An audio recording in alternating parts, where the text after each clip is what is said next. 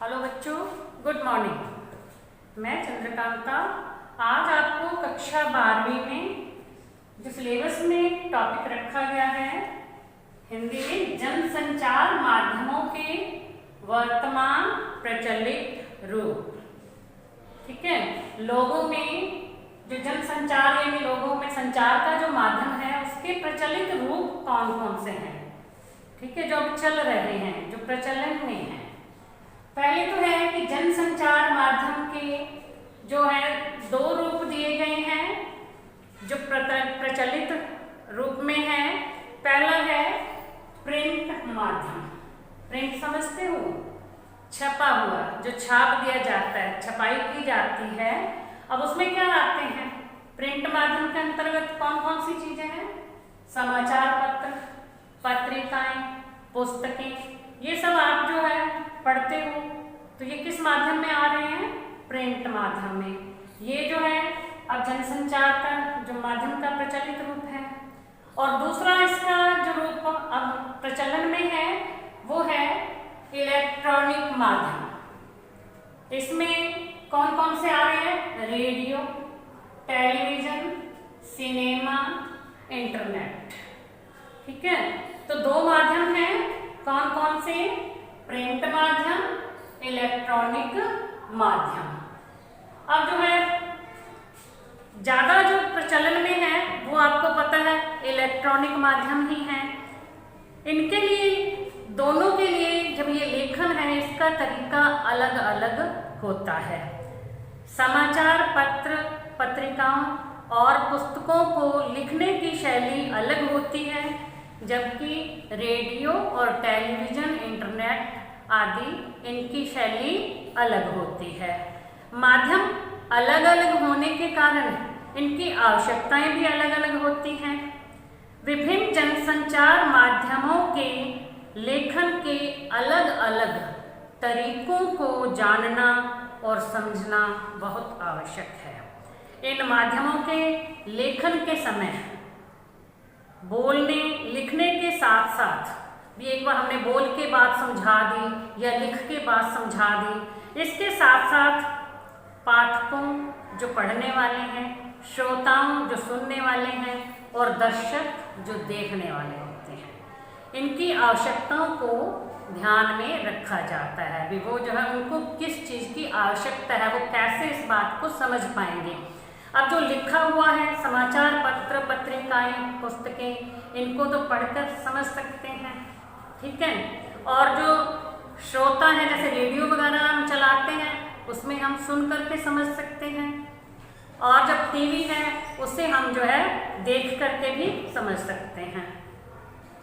हम रोजाना समाचार पत्र पढ़कर, टीवी देखकर और रेडियो सुनकर तथा इसके साथ ही कभी कभी इंटरनेट पर भी समाचार पढ़कर अथवा देखकर इस बात पर विचार कर सकते हैं, सोच सकते हैं कि जनसंचार के इन सभी प्रमुख माध्यमों में समाचार लेखन और प्रस्तुति में क्या क्या अंतर है। यदि हम ये सब देखते हैं ना, पढ़ते हैं और देखते हैं, तो हम इसमें अंतर जो है समझ सकते हैं। इन सभी माध्यमों में समाचारों की लेखन शैली और भाषा और प्रस्तुति में कई अंतर हैं। और जैसे इंटरनेट है, इसमें पढ़ने, सुनने और देखने तीनों की सुविधा होती है। इसमें हम पढ़ भी सकते हैं, सुन भी सकते हैं, देख भी सकते हैं। समाचार पत्र जो है वो केवल छपे हुए शब्दों का माध्यम है, इसलिए हम केवल उसे पढ़ सकते हैं। और रेडियो जो है वो सिर्फ बोले हुए शब्दों का माध्यम है, उसमें केवल हम सुन सकते हैं। रेडियो में हम पढ़ नहीं सकते, समाचार पत्रों में हम सुन नहीं सकते या देख नहीं सकते, और इंटरनेट पे हम सारे काम कर सकते हैं, देख भी सकते हैं, सुन भी सकते हैं, पढ़ भी सकते हैं। तो ये इनमें जो था अंतर है। अब आज जो है हम करेंगे जनसंचार माध्यम के लिए प्रिंट माध्यम का क्या महत्व है। ठीक है, आज हम इस एक टॉपिक पे, एक विषय पे बात करेंगे, प्रिंट माध्यम का महत्व। और कहते हैं कि जनसंचार के आधुनिक माध्यमों में सबसे प्राचीन माध्यम जो है वो प्रिंट माध्यम है, क्योंकि पहले से ही जो है छपी हुई चीज़ें, आज हम किताबें पढ़ रहे हैं, हमारे इतने बड़े बड़े ग्रंथ हैं, हम उनको पढ़ करके प्राचीन समय के बारे में बहुत सी जानकारी हासिल कर लेते हैं। तो उसका कारण क्या है? प्रिंट माध्यम, यानी उस समय पे वो छापी गई थी किताबें, तभी तो हम सारा कुछ जान पाए, यानी तो हम क्या जान पाते कि पहले क्या होता था, कैसे होता था, लोग कैसे जीवन व्यतीत करते थे, कैसे रहते थे, हम तो नहीं जान पाते यदि प्रिंट माध्यम नहीं होता। तो आज जो है हम इसी के बारे में कर रहे हैं। ये सबसे प्राचीन माध्यम है। आधुनिक युग का आरंभ ही छपाई के आविष्कार से हुआ था। आधुनिक युग का आरंभ, यानी हम आधुनिक युग में आए तो हमने जो पुरानी किताबें ग्रंथ वगैरह पढ़े तो हमने उसके बारे में जानकारी प्राप्त की। ठीक है, अब जो है भारत में प्रथम जो छापाखाना छपा था वो 1556 में गोवा में स्थापित किया गया था, और इसकी स्थापना मिशनरियों ने अपने धर्म प्रचार की पुस्तकें छापने के लिए की थी। अब जैसे मुद्रण का आरंभ चीन से हुआ था, लेकिन इसके आविष्कार का श्रेय जर्मनी के गुटेनबर्ग को जाता है।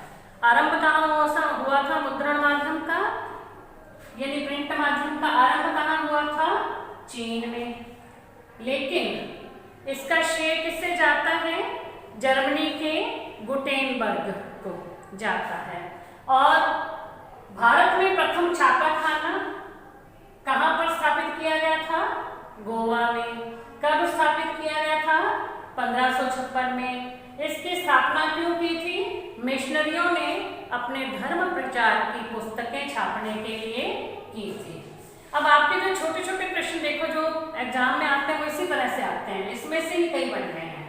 ठीक है, जनसंचार माध्यम के वर्तमान प्रचलित रूप कौन से हैं? प्रिंट माध्यम, इलेक्ट्रॉनिक माध्यम।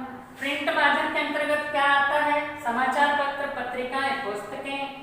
इलेक्ट्रॉनिक माध्यम के अंतर्गत क्या आता है? Radio, television, cinema, internet. ये सब छोटे प्रश्न बन रहे हैं, इन प्रश्नों के उत्तर आप बड़े आराम से दे सकते हो।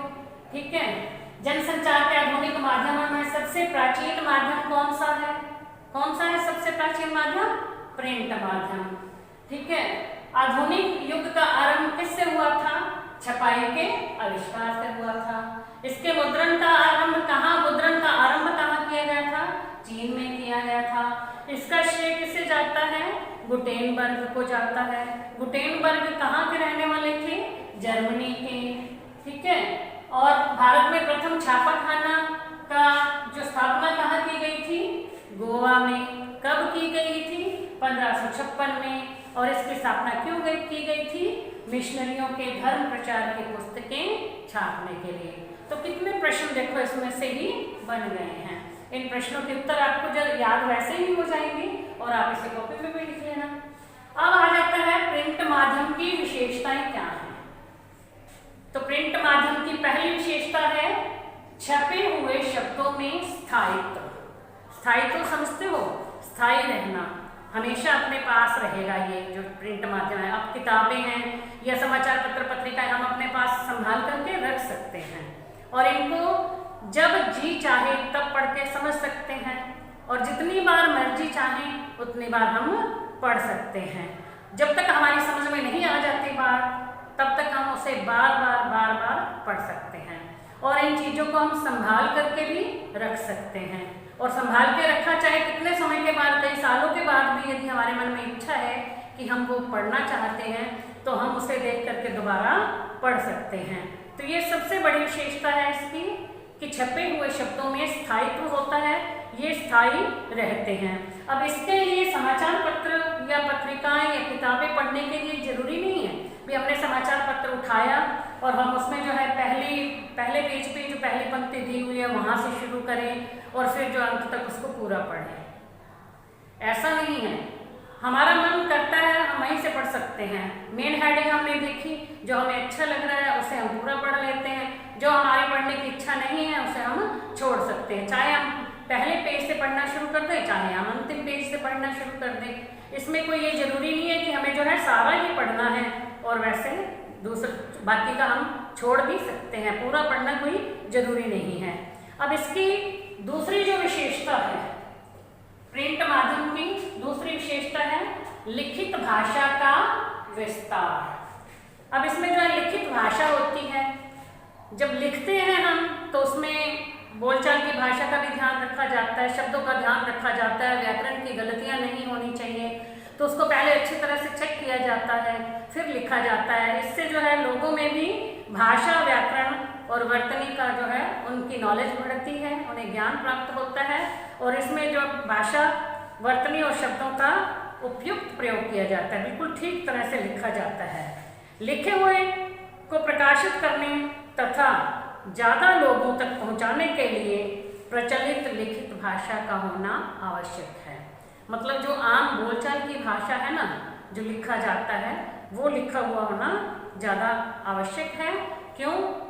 ताकि इससे ज़्यादा लोग उसे समझ सकें, उन बातों को समझ सकें।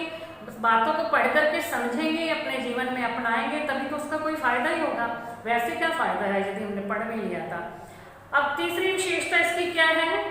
चिंतन, विचार और विश्लेषण। यानी जब हम पढ़ते हैं तो उसमें से कई ऐसी बातें होती हैं जिनके बारे में हम सोचते हैं कि इसका क्या अर्थ होगा, ये क्यों लिखी गई है।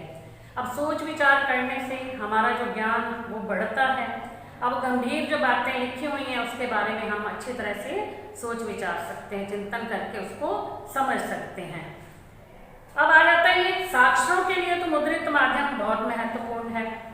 साक्षर जिन्हें अक्षर का ज्ञान है, जो पढ़े लिखे हैं, ठीक है, पढ़े लिखे लोगों के लिए मुद्रित माध्यम की विशेषता है। जिसको कोई अक्षर का ज्ञान ही नहीं है, जो पढ़ा लिखा ही नहीं है, वो क्या तो अखबार पढ़ेगा, क्या वो किताबें पढ़ेगा, वो तो कुछ भी नहीं पढ़ सकेगा, ना वो पढ़ सकेगा ना वो समझ सकेगा। अब जो निरक्षर लोग हैं, जिन्हें अक्षर का ज्ञान नहीं है, उनके लिए ये प्रिंट माध्यम बेकार है, व्यर्थ है। मुद्रित माध्यमों के लेखकों को अपने पाठकों के भाषा ज्ञान के साथ साथ शैक्षिक ज्ञान और योग्यता का भी ध्यान रखना पड़ता है।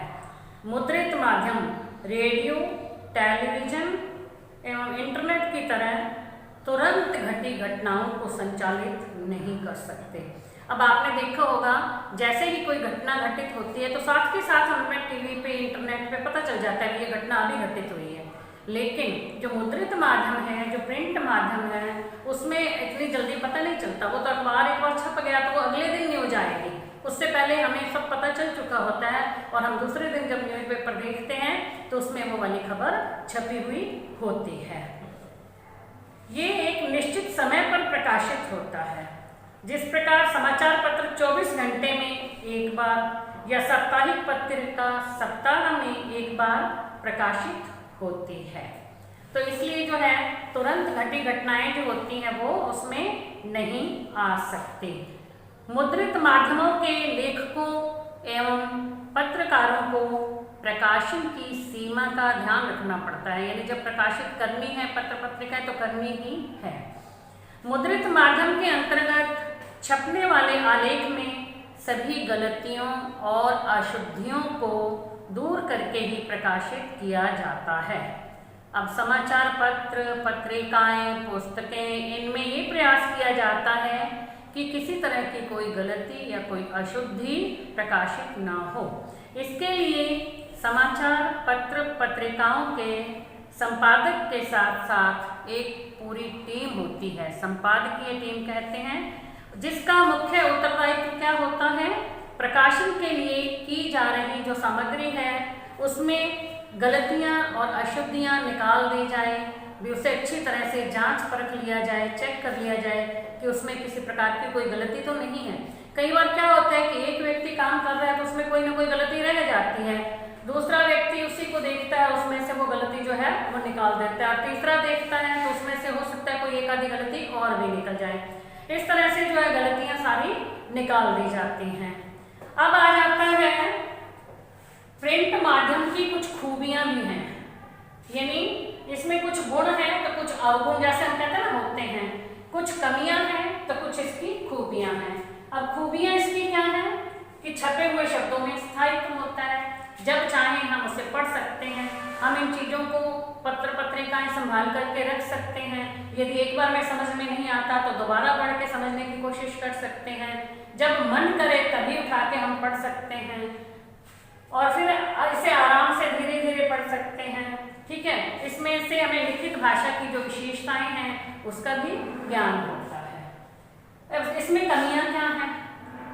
केवल साक्षर लोग इसे पढ़ सकते हैं, जिन्हें अक्षर का ज्ञान है वही पढ़ सकते हैं। निरक्षर लोग यानी अनपढ़ व्यक्ति इसे नहीं पढ़ सकता। अब इसको पढ़ने के लिए क्या है कि भाषा का ज्ञान, भाषा और वर्तनी का ज्ञान होना आवश्यक है। अब इसमें जो है तुरंत घटे हुए घटनाएं प्रस्तुत नहीं की जा सकती, ये भी तो इसकी एक कमी है। ठीक है, इसमें स्पेस का ध्यान रखना पड़ता है। अब न्यूज पेपर में छपा, कई बार हम जो है न्यूज बहुत बड़ी भी देख लेते हैं, कहीं बिल्कुल छोटी छोटी सी संक्षेप में लिख दी जाती है, तो जगह का ध्यान रखना पड़ता है, यहाँ पे कौन सी आ रही है, कहीं पे कौन सा आ रहा है। ठीक है, तो वो इसमें स्पेस का भी ध्यान रखना पड़ता है और इसमें गलतियां जो है सुधारनी पड़ती हैं। इन सब बातों का ध्यान रखा जाता है। तो बच्चों, आज आपको मैंने जो है जनसंचार माध्यम का वर्तमान प्रचलित रूप प्रिंट माध्यम, इसके बारे में समझाया है। तो अभी इसी का प्रिंट माध्यम के बहुत से और भी प्रश्न होंगे जो मैं आपको नेक्स्ट वीडियो में समझाऊंगी। तो आज के लिए बस इतना ही। आप इसे ध्यान से सुनना, पढ़ना और छोटे छोटे जो प्रश्न उत्तर हैं उन्हें याद करना। Thank you.